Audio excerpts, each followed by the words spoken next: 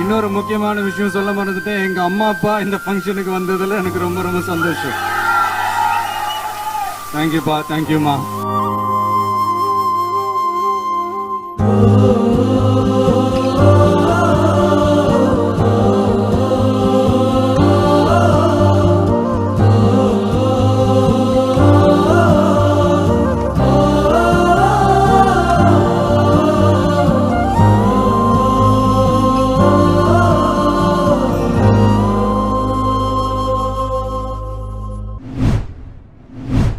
ID card இல்லனா no entry, ஸ்ட்ரிக்டான order போட்ட தமிழக வெற்றி கழகம்.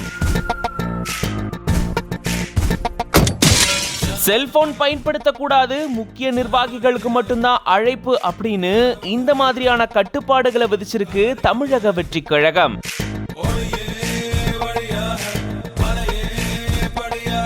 கொடி அறிமுக விழாவுக்காக பல்வேறு கட்டுப்பாடுகள் விதிக்கப்பட்டிருக்கு. அது என்னென்ன அப்படின்றத பத்தி இந்த வீடியோல டீட்டெயிலா பார்க்கலாம். தளபதி விஜய் அவர்களுடைய கட்சியான தமிழக வெற்றி கழகத்தினுடைய கொடி அறிமுக விழா சென்னை பனையூர்ல நடக்குது. இவருடைய கட்சி அலுவலகத்துல கொடியேற்ற விழா நடக்கக்கூடிய நிலையில இதுக்காக மாநிலம் முழுக்க இருந்து நிர்வாகிகள் வந்த வண்ணமா இருக்காங்க.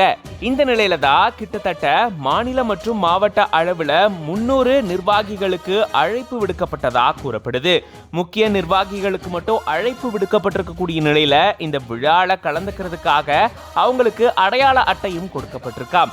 அப்படி இங்க வரக்கூடிய முக்கிய நிர்வாகிகள் அடையாள அட்டை இல்லாம உள்ள வந்தா அவங்களுக்கு அனுமதி மறுக்கப்படும் அப்படின்னு சொல்லப்பட்டிருக்கு. அதனால அடையாள அட்டை அப்படின்றது ரொம்ப ரொம்ப முக்கியமான ஒண்ணா இருக்கு. ஐடி கார்டு இல்ல அப்படின்னா கண்டிப்பா அனுமதி இல்ல அப்படின்னு சொல்லப்பட்டிருக்கு. அதே போல தளபதி விஜய் அவர்களுடைய நிகழ்ச்சிகள்ல செல்போனுக்கு அனுமதி கிடையாது. இங்க கலந்துக்க இருக்கக்கூடிய நிர்வாகிகளுக்கும் செல்போன் பாத்தீங்கன்னா அனுமதி மறுக்கப்பட்டிருக்கு.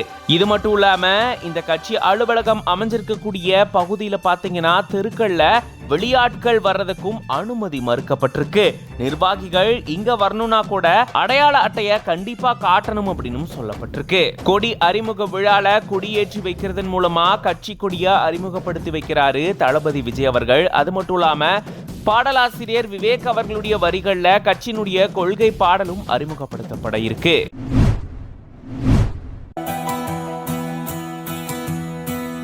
இந்த பொல்லாத உலகத்திலே ஏன் என்னை படைத்தாய் இறைவா. 100 அடி ஆழமுள்ள கல் குவாரி குழியில் டேங்கர் லாரி கவிழ்ந்து விபத்து. கரூர் மாவட்டம் பரமத்தி சுற்றுவட்டார பகுதியில 100க்கும் மேற்பட்ட கல் குவாரிகள் செயல்பட்டு வருது. இந்நிலையில தாழையூத்துப்பட்டி பகுதியில செயல்பட்டு வரும் மெட்டல் கல் குவாரியில சுற்றுவட்டார பகுதியில கடந்த 2 நாட்களா இரவு நேரத்துல மழை வந்துட்டு இருந்துச்சு. சோ இதனால 100 அடி ஆழக்குழியில 3 அடி அளவுல தண்ணீர் தேங்கி நின்று இருக்கு.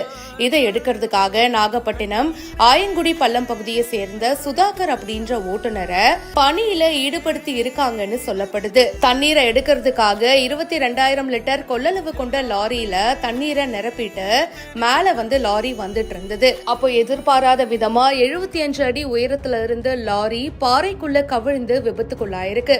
அப்போ பக்கத்துல இருந்தவங்க உடனடியா சத்தம் கேட்டு பாறைக்குழி இடுக்கல மாட்டின ஓட்டுநரை மீட்டாங்க. ஆம்புலன்ஸ் மூலியமா மருத்துவமனைக்கும் அனுப்பி வச்சிருக்காங்க. ஆனா அவர் ஏற்கனவே இறந்துட்டாரு அப்படின்ற விஷயம் தெரிய வந்திருக்கு.